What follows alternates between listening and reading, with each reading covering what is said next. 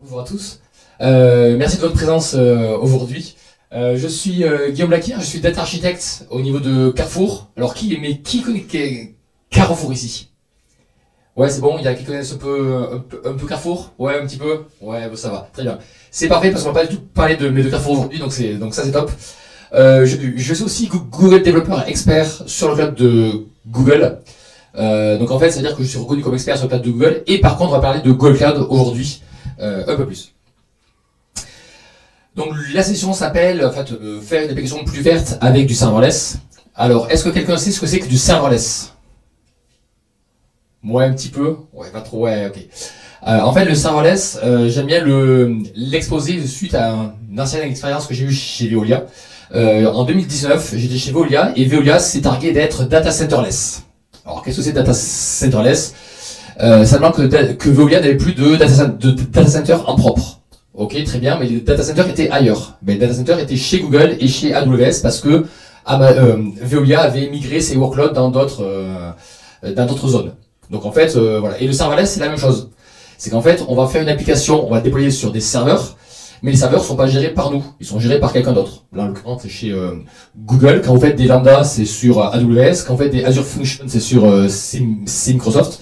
Donc voilà. Donc en fait, seulement le serverless, c'est vous ne gérez pas vos serveurs, vous gérez que le code. Et tout ce qui est mise à jour, backup, résilience, mise à jour de sécurité, tout ça, ben, voilà, vous le faites pas, c'est le cloud provider qui le fait. Pour faire ce talk, j'ai fait une expérimentation sur une application avec un ancien collègue de Veolia, justement, donc je veux quand même le mentionner parce qu'il fait partie du projet. Donc Antoine Castex, qui est aussi data architecte chez L'Oréal, et qui m'a aidé en fait à l'implémenter en production parce que ça tourne aujourd'hui chez L'Oréal. Moi, j'ai pas pu le faire chez Carrefour. Voilà, on a les mêmes rôles, les mêmes titres, c'est deux grandes boîtes, mais on n'a pas les mêmes responsabilités. Donc lui a pu le faire, moi, j'ai juste aidé à le concevoir sur WhatsApp. Voilà, donc c'est assez drôle. Alors qu'est-ce qu'on a fait? On essaie de répondre à une question parce qu'on est tous les deux data architectes dans des grands groupes du CAC 40. Donc on a des terras, des milliards de lignes dans nos data warehouse. Et comment ça se comporte? Qu'est-ce qui se passe?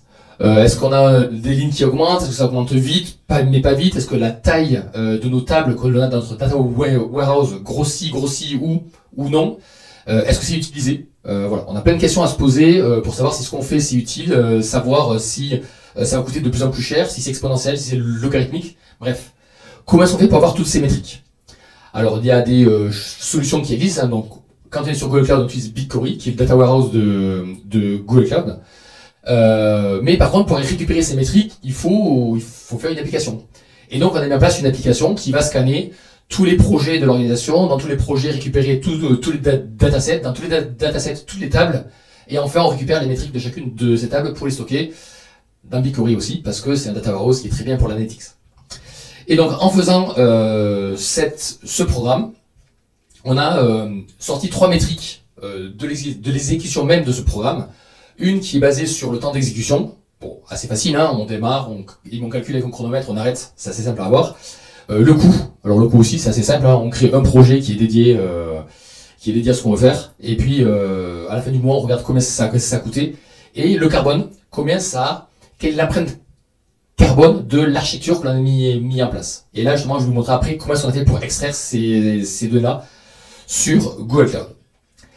Alors, pour répondre à notre problématique, on a mis en place des solutions. Alors je dis des solutions parce que quand on fait du cloud, ou même quand on développe une application assez simple, on a plusieurs façons de faire la même chose. Et là, on avait 3 façons de le faire. Donc, on a implémenté les 3, on a calculé les 3 et on a vu quelle était la meilleure à la fin en fonction de notre cas d'usage. Alors, c'est pas un cas général, hein, c'est vraiment le cas d'usage qui se prêtait à ça. Première solution, assez simple. On va dire à l'ancienne, le premier que l'on fait qui peut-être va marcher de manière automatique, on fait des choses en séquence. Donc on prend tous les projets de l'organisation, pour chaque projet on prend tous les datasets, et pour chaque dataset on prend toutes les tables et on demande les métriques les unes après les autres.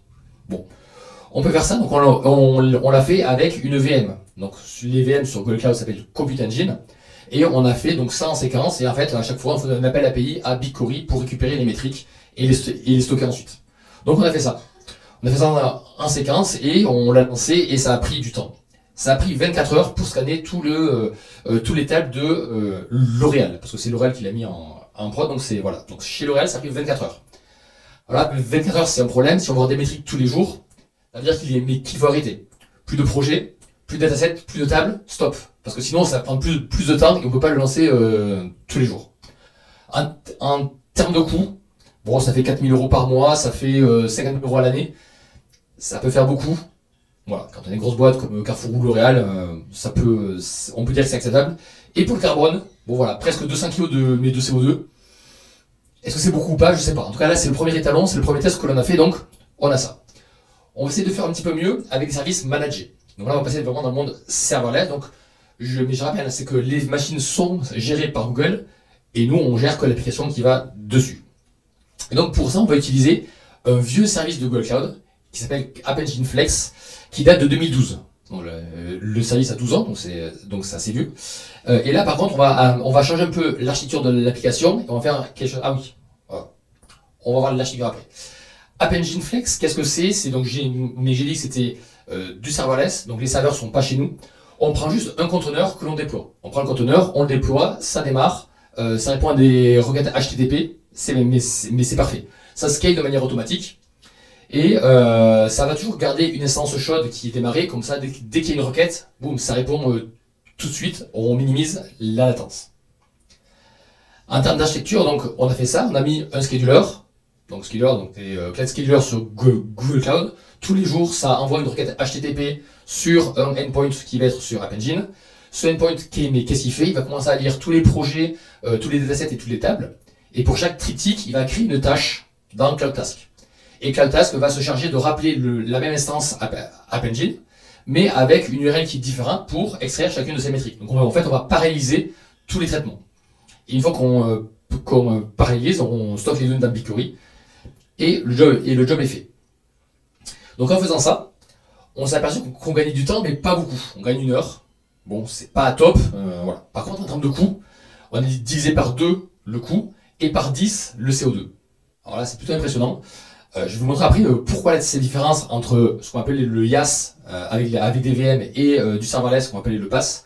La différence entre les deux est assez forte. Mais 23 heures, c'est pas top. Alors on essaie une troisième solution.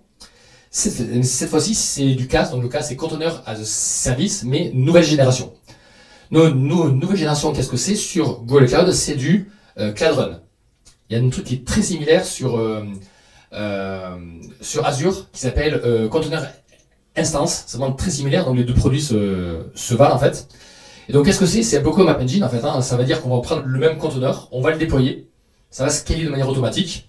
Et cette fois-ci, on va payer uniquement quand le conteneur tourne. Quand il ne tourne pas, on ne paye pas. Donc voilà. Aussi économiquement, ça change un petit peu par rapport à ce qu'on avait avant avec App Engine.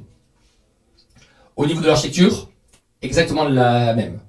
On sert un conteneur, donc c'est exactement le même conteneur qu'on a déployé, pas sur le même service, juste à côté. Et en fait, on fait exactement la même chose qu'avant, mais c'est du Cloud Run cette fois-ci. Et par contre, là, en termes de temps, on a mis 2 heures. 2 heures à scanner tout le Data Warehouse, tous les data platforms de L'Oréal. On a encore divisé par 2 le prix. Et le CO2, on va dire qu'on est à peu près équivalent de ce qu'on avait avant avec App Engine. Bon, ok, c'est pas mal. On a des résultats. Maintenant, comment est-ce qu'on les analyse? Alors, je vous ai promis, on a du CO2 là que l'on a pu prendre dans nos métriques. Alors, ce CO2, il vient d'une fonctionnalité, d'un service de Google Cloud qui s'appelle Carbon Footprint. En fait, vous avez un dashboard qui vous donne pour une organisation, pour un billing account, la consommation par projet, par région, par service et par mois. C'est uniquement par mois. On n'a pas de grille de jours, c'est vraiment au mois. De ce qu'a consommé votre projet. Donc là, on a extrait les métriques et donc je vous les présente comme ça parce que justement elles sont extraites grâce à ce service-là. Alors au final, le résultat que l'on a, c'est ça. Ça veut dire que quand on a du IaaS, donc de la machine, on met 24 heures et on met 10 fois moins de temps, même 12 fois moins de temps avec du CaaS Next-Gen. Donc on va ça coûte 77% moins cher et ça émet, on va dire plutôt, ça émet 90% de CO2 en moins. Par contre, il y a des pourquoi. Pourquoi est-ce qu'il y a une telle différence entre le old gen et le next gen dans les services CaaS? C'est assez étrange. Et pourquoi il y a une telle différence de consommation de CO2 entre le YAS et le PAS? Alors je vais essayer de répondre à ces questions-là en faisant plutôt un deep dive sur comment ça fonctionne un petit peu sous le capot. Vous avez compris, typiquement, entre App Engine et Cloud Run, c'est la même chose. On a un conteneur, le même conteneur que l'on déploie, et il ne se passe pas la même chose. Donc c'est assez étrange. En fait, comme j'ai dit, dans le cloud, on peut déployer, avoir la même solution qu'on déploie sur des services qui sont différents, et le comportement est différent. Parce qu'il faut bien comprendre le fonctionnement de ces services, parce que, comme c'est pas nous qui gérons les serveurs, ils sont gérés par Google, c'est Google qui décide de son côté de certaines choses. Donc là, je vais partir avec GAE Flex, qui est la ligne verte. En fait, donc GAE, c'est Google App Engine, hein, donc App Engine Flex, qui en fait ne scale jamais à zéro. C'est ce que j'ai dit, c'est-à-dire toujours une essence chaude. Donc on voit que la ligne tombe jamais à zéro. On a toujours cette ligne qui est là. Et ensuite, elle va scaler. Donc on voit des créneaux, donc mais comme quoi ça augmente. Il faut bien comprendre sur quoi est-ce que l'autoscaler de App Engine Flex est basé. C'est basé sur la consommation de CPU et de mémoire. Tant que c'est en dessous de 60%, ça ne scale pas, et quand on est au-dessus de 60% d'utilisation, ça scale de manière automatique. Et donc, ça scale un petit peu. Alors pourquoi un petit peu? En fait, à notre cas d'usage, on fait des appels API. Alors un appel API, hein, c'est assez bête. On fait un petit peu de code, on crée une requête HTTP, et puis on envoie cette requête, et puis on attend. On fait rien, on attend. Donc CPU 0, on consomme rien. Et comme là on fait que ça, on fait que des appels API à BigQuery pour recevoir les métriques, en fait on fait beaucoup de choses, mais on attend beaucoup. Donc on scale pas beaucoup parce que le CPU n'est pas beaucoup utilisé. Quand on va passer sur Cloud Run, déjà on voit qu'il y a des pics qui sont beaucoup plus hauts et qu'on scale à 0. Et en fait ce qui se passe, c'est que l'autoscaler de Cloud Run, lui, se base sur le CPU et la mémoire, mais aussi sur les requêtes. En fait, en fonction du nombre de requêtes, ça va commencer à créer des instances en parallèle. Par défaut, chaque instance qui est créée peut traiter 80 requêtes en parallèle. C'est-à-dire que si on a des milliers de requêtes qui arrivent, on va créer des dizaines, des centaines d'instances en parallèle. Et là, avec le cas d'usage, on a plus de 700 instances qui se créent en parallèle sur 2 heures. Et après, tout s'éteint. Et on paye que ces 2 heures-là. Donc c'est pour ça qu'on va plus vite, parce qu'on crée bien plus d'instances en parallèle. Et ensuite, voilà. Donc, tout ça pour dire que si vous utilisez des services, il faut bien comprendre comment est-ce qu'ils fonctionnent pour en tirer plus de valeur. Étape suivante, pourquoi le YAS est plus consommateur que le serverless? Alors pour ça, je vais prendre un workload type. On va prendre celui-là, où on a une requête qui arrive, puis plus rien, puis 2 requêtes successives et plus rien. Alors c'est tout à fait hypothétique, c'est juste pour mettre en lumière la différence de comportement entre du YAS et du serverless. Quand on fait ça, il faut avoir en tête qu'est-ce que c'est qu'une instance. Une instance, quand on a une VM, c'est comme un PC. Hein. On le démarre, et puis il est démarré. Là, c'est la même chose. On va démarrer une VM, et donc son cycle de vie est tout le temps. Et la VM attend qu'une requête arrive, et si elle n'a pas, ben, elle fait rien. Ben, dès qu'elle arrive, elle est prête et elle traite la requête. Par contre, quand on est dans du cloud, ce qu'on fait dans du cloud, c'est qu'on loue de la ressource. On loue du CPU, on loue de la mémoire. Donc on va réserver ces ressources-là. Et en termes de réservation, on va réserver du CPU et de la mémoire qu'on va payer 100% du temps parce que Google va nous réserver un CPU et de la mémoire et donc on va forcément payer cette ressource-là. Donc 100% du temps, on paye cette ressource. Je dis pas qu'on l'utilise, hein, juste qu'au moins elle est réservée que pour nous. Donc on la paye. Quand on fait du serverless, on reprend le même workload. Par contre, on va avoir des instances qui vont se créer et se détruire, notamment avec Cloud Run, où on scale à 0. Elles vont se créer quand un certain laps de temps. Elles se créent pour traiter les requêtes, et s'il n'y a rien, les instances sont tuées. Donc en termes de life cycle, quand on a une requête qui arrive, on va créer une instance, on va processer la requête, on va attendre un petit peu au cas où une deuxième arrive, et s'il n'y en a pas, on l'arrête. Et s'il y en a 2 d'affilée, évidemment, on crée l'instance, on attend un petit peu, il y a une deuxième, on la traite aussi, puis quand il n'y en a plus, on arrête cette instance. On voit de suite que là, entre une continuité dans la partie YAS et une discontinuité dans la partie serverless, il y a forcément des différences de consommation et de coût aussi entre les deux. En termes de réservation, qu'est-ce qui se passe? Au début, c'est simple, hein, il n'y a pas d'instance, donc il n'y a pas de CPU, il n'y a pas de mémoire, il n'y a rien. Dès qu'une instance arrive, on va commencer à réserver du CPU et de la mémoire. Donc là, par contre, on va commencer à payer et avoir ça. Si on fait un focus sur le CPU, Le temps que la requête est traitée, on va utiliser le CPU. Et quand on n'a plus de requête à traiter, quand on attend la prochaine, on n'en a plus besoin. Et ce qui se passe avec CloudRun, c'est qu'en fait, ce CPU va être limité sur notre instance qui est courante, ce qui permettra de distribuer cette puissance de CPU, cette puissance de calcul à d'autres workloads, d'autres sur la plateforme. C'est Google qui gère, donc d'autres clients, d'autres services, d'autres voilà, donc ils vont pouvoir le partager. Donc ça veut dire que le CPU va être limité, verrouillé, et une fois que l'instance est détruite, forcément le CPU il est libéré. Pour la mémoire, c'est un peu différent. En fait, la mémoire, on ne va pas pouvoir la partager avec d'autres clients. Parce que la mémoire, il y a vos données.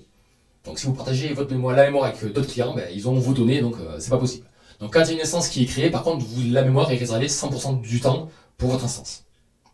Et forcément, quand l'instance est tuée, ben, la mémoire elle est libérée et partagée pour d'autres. Et quand on a plusieurs quêtes d'affilée, on a ce type de diagramme-là.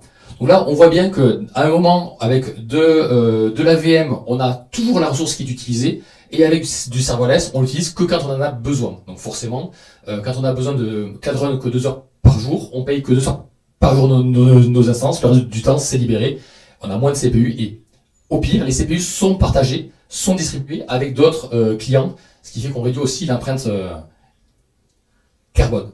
Alors là, c'est vrai parce que mon cas d'usage était très sporadique. Et donc là, c'est très vrai. Si vous avez un workload qui est très prédictible et très constant, peut-être que la VM va vous coûter moins cher et ce sera plus simple à gérer.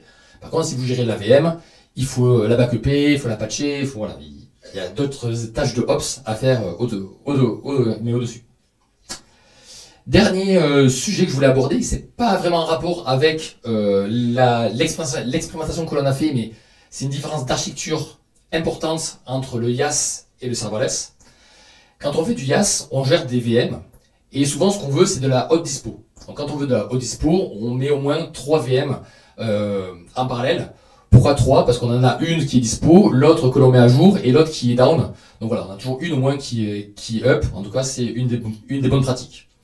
Donc, quand on va être en hot dispo au niveau d'une zone de Google Cloud, on peut mettre au minimum 3 VM sur une zone. Si on va être, mais par contre, si la zone elle tombe, on n'a plus rien. Donc souvent, ce qu'on fait, c'est pas ça. On va mettre une VM par zone. Donc en fait, on a une hot dispo au niveau de la région de Google Cloud. Donc voilà. Donc ça, c'est pas une VM qu'il nous faut, c'est 3 VM en permanence qui sont démarrés. Donc on fait x3 sur le coût, sur le carbone, sur ce qu'on veut. Et en plus de ça, il faut ajouter une manage instance group qui va permettre de dispatcher le trafic avec un load balancer entre toutes les VM qui sont démarrées. Bref, c'est un peu plus compliqué en termes d'architecture. Quand on fait du serverless, et si vous avez essayé de faire du serverless avec Google Cloud, c'est plus simple. En fait, quand on déploie un service sur le serverless, on ne mentionne jamais la zone. On dit juste dans quelle région on veut le déployer. En fait, pourquoi est-ce qu'on fait ça? Parce qu'en fait, on ne déploie jamais un service sur une zone, on le déploie nativement sur toutes les zones de la région. Donc c'est-à-dire que sans rien faire, le service il est nativement en hot dispo régional, et bien sûr on paye que quand quand on l'utilise. Donc par rapport à des VM, par rapport à 3 VM qu'on paye tout le temps au cas où on les utilise, là vraiment c'est à un moment, on l'utilise quand on veut, quand c'est disponible, et puis quand on l'utilise pas, ben, on ne paye pas. Et aussi, donc, en termes d'impact sur le carbone et sur la facture, la différence est plutôt grande. Voilà pour la session. Si vous avez des questions, je serais ravi de vous répondre maintenant. Si vous avez des questions plus tard, n'hésitez pas sur LinkedIn, sur Twitter ou autre. Il y a ici, c'est le QR code pour le Open Feedback, si vous voulez. Mais sinon, voilà, je serais ravi de vous répondre.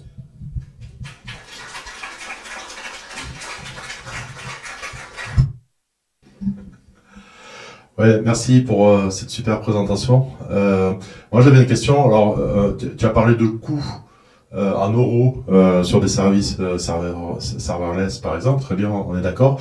Quand tu parles d'équivalent carbone, est-ce que ça comprend uniquement l'utilisation de ton service ou tu sais, il y a les 3 cycles dans la CV, il y a l'achat du matériel, etc. Là, le coût carbone, j'ai l'impression qu'on payait que l'usage.